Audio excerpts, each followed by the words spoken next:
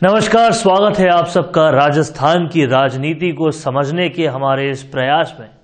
और आज हम एक बहुत गहरी बात समझने वाले हैं इन दो नेताओं के बारे में। ये है रमेश मीणा और ये है किरोड़ी लाल मीणा। इन दोनों नेताओं को राजस्थान की राजनीति को थोड़ा भी समझने वाला आदमी बहुत गहराई से समझता है। और आज हम समझते हैं कि इन दो नेताओं में से क्या मीणा जाति का प्रतिनिधित्व करने वाला नेता कौन सा आगे बढ़ रहा है और कौन सा पिछड़ रहा है, और जो पिछड़ रहा है वो क्यों पिछड़ रहा है। एक वक्त था जब डॉक्टर किरोड़ी लाल मीणा का बहुत बड़ा नाम हुआ करता था। वो वक्त ऐसा था कि किरोड़ी लाल मीणा अगर एक आवाज लगाएं तो 5 लाख 10 लाख की भीड़ ऐसे ही आ जाए और उनका वो दबदबा पूरे राजस्थान में कायम था। लेकिन ये राजस्थान की राजनीति में लगातार देखा गया है कि जो हद से ज्यादा दल बदल लेते हैं या दो दल जिनका वैचारिक पूरी तरह से मतभेद है, जिनको हमेशा वो गाली देते रहे, उस दल में जब वो वापस चले जाते हैं तो फिर लोगों का भरोसा उन पर से उठ जाता है। और वही हुआ किरोड़ी लाल मीणा के साथ। किरोड़ी लाल मीणा अपने करियर की शुरुआत में भाजपा के ही नेता थे और उसके बाद वो जाकर एनपीपी से जुड़े और पूरी उम्र जब तक उन्होंने एनपीपी में रहे वो भाजपा को बुरा भला कहते रहे, भाजपा की नीतियों को बुरा भला कहते रहे और खुल के भाजपा का विरोध करते रहे। लेकिन फिर एक दिन आया जब वो भाजपा के समर्थन में आ गए, भाजपा में विलय कर लिया, पूरी तरह से भाजपा को नतमस्तक कर दिया, अपने आप को भाजपा के अंदर दे दिया। और उसके बाद जो तमाम सारे उनके लोग थे, जो उनके सपोर्टर्स थे, जो उनको दिल से चाहते थे, उनकी एक आवाज पे भीड़ लगा देते थे, उन लोगों की संख्या में बहुत कमी आई। और इसका फायदा पूरी तरह से उठा लिया रमेश मीणा ने। हालांकि रमेश मीणा ने भी अपने करियर में सबसे पहले वो इंडिपेंडेंट कैंडिडेट के तौर पे आए थे, फिर वो बसपा के कैंडिडेट के तौर पे आए थे और फिर उन्होंने कांग्रेस ज्वाइन की और फिर कांग्रेस में बहुत वक्त तक फूड वाला पोर्टफोलियो लिया। लेकिन उसके बाद वो सचिन पायलट खेमे में आ गए और अब उनसे पोर्टफोलियो छीन लिया गया। लेकिन फिर भी इनकी फॉलोइंग जो है वो अब किरोड़ी लाल मीणा से लगातार ऊपर जा रही है। और वो इसलिए क्योंकि इन्होंने जो पार्टियां बदली वो एक ही विचारधारा की थी, इन्होंने अपनी विचारधारा नहीं बदली। जबकि भाजपा से एनपीपी में आते हुए इन्होंने, किरोड़ी लाल मीणा ने पूरी तरह से अपनी विचारधारा में परिवर्तन किया था और अपनी जाति के लोगों का पूरी तरह से समर्थन पाया था। पर जब वो वापस भाजपा में चले गए तो उनका जो समर्थन था वो पूरी तरह से घट गया।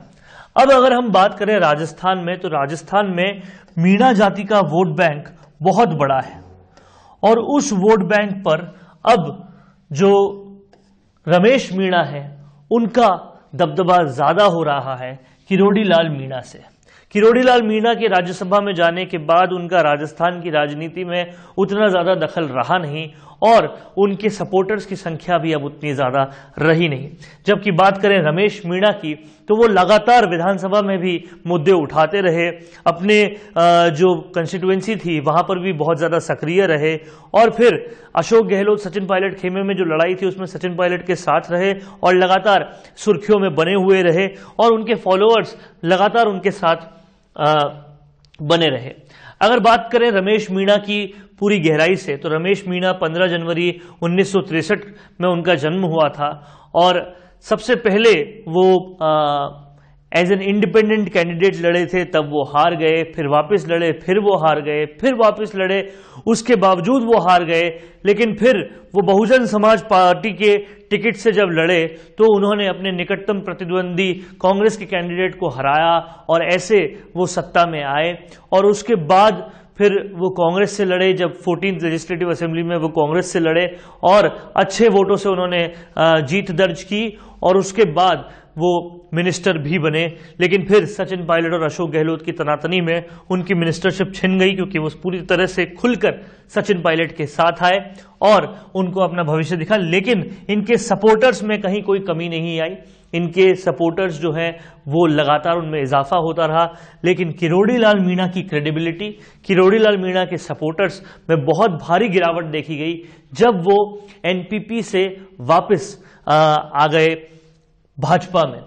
मतलब कई लोगों का यह भी कहना था कि इन्होंने वापस भाजपा का दामन थामकर पूरी तरह से लोगों का भरोसा खो दिया, और वो कुछ हद तक सही भी है, क्योंकि किरोड़ी लाल मीणा हमेशा जाने जाते थे पिछड़ी जाति वालों की आवाज उठाने के लिए, और कहीं ना कहीं भाजपा का साथ वापस लेकर उन्होंने उनका भरोसा खो दिया है, और जो इन्होंने भरोसा खोया उसका पूरा फायदा उठाया रमेश मीणा ने। और रमेश मीणा लगातार अब मीणा जाति का प्रतिनिधित्व करने वाले नेताओं की फहरिस्त में सबसे ऊपर आते जा रहे हैं, और इसका फायदा इनको अपने पॉलिटिकल करियर में दिखेगा। इससे जो अनुमान लगाया जाता है पॉलिटिकल पंडितों का वो ये है कि रमेश मीणा दूर की सोचे रहे हैं, और इसीलिए उन्होंने कांग्रेस में भी जो अशोक गहलोत वर्सेस सचिन पायलट की लड़ाई में सचिन पायलट का साथ दिया, क्योंकि वो आने वाली राजनीति के बारे में सोच रहे हैं, युवा राजनीति के बारे में सोच रहे हैं, और जाहिर सी बात है कि सचिन पायलट आने वाली राजनीति का कल है, और उस कल के साथ ये डटकर खड़े हैं। इन्होंने अपनी मिनिस्टरशिप कॉम्प्रोमाइज कर दी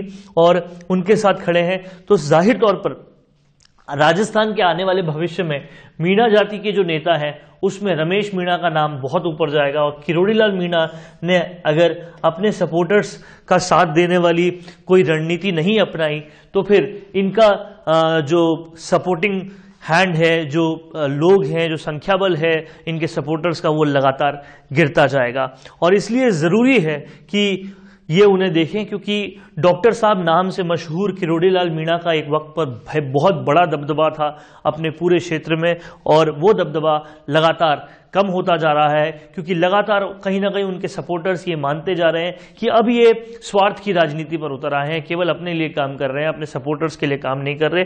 जबकि रमेश मीणा के बारे में करौली सपोर्टरा के लोगों का ऐसा सोचना नहीं है, और इनका दबदबा जो है वो बढ़ता जा रहा है।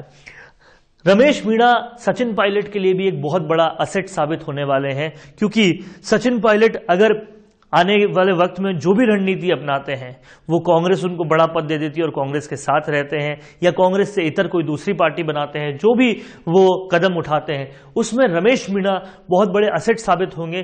क्योंकि जिस तरह से इनका सपोर्टर बेस इंक्रीज होता जा रहा है, जिस तरह से मीणा जाति के लोग उनके साथ लगातार बढ़ते जा रहे हैं, उस तरह से सचिन पायलट को इनके साथ का बहुत फायदा मिलने वाला है, क्योंकि बहुत सारा वोट मीणा जाति का राजस्थान में है और उस वोट बैंक का उन्हें बहुत ज्यादा फायदा मिलेगा। यह थी राजस्थान की राजनीति पर हमारी खास रिपोर्ट। कैसी लगी आपको यह रिपोर्ट, और इसमें क्या कुछ और होना चाहिए, और अगला वीडियो हम किस पर बनाएं, यह बताने के लिए आप हमें कमेंट कर सकते हैं। देखते रहिए राजस्थान संवाद। आज हमने कोर्स किया और कल हम उसको भूल जाते हैं, फिर कंपनी में अप्लाई करते हैं तो कंपनी हमें वापस से ट्रेनिंग देती है। आप जानते हैं ये सब कुछ क्यों होता है? क्योंकि आप जो सीखते हैं उसे उसी वक्त इम्प्लीमेंट नहीं करते। इसी वजह से मिशी media solutions digital video production में लेकर आए हैं on the job training course, जहां पर सीनियर प्रोफेशनल्स के साथ लाइव प्रोजेक्ट में आप डिजिटल मार्केटिंग और डिजिटल वीडियो प्रोडक्शंस को सीखेंगे, और आपकी परफॉर्मेंस पर यही आपका रिक्रूटमेंट भी हो जाएगा। अब जब सब कुछ ऑनलाइन हो रहा है तो जाहिर सी बात है ऑनलाइन वीडियोस की डिमांड भी लगातार बढ़ रही है, और इस इमर्जिंग मार्केट में आपका स्वागत करने के लिए तैयार है मिशी मीडिया सॉल्यूशंस। ज्यादा जानकारी के लिए कॉल करें 9549770549, या फिर आप हमें मेल भी कर सकते हैं mishimedia solutions@gmail.com।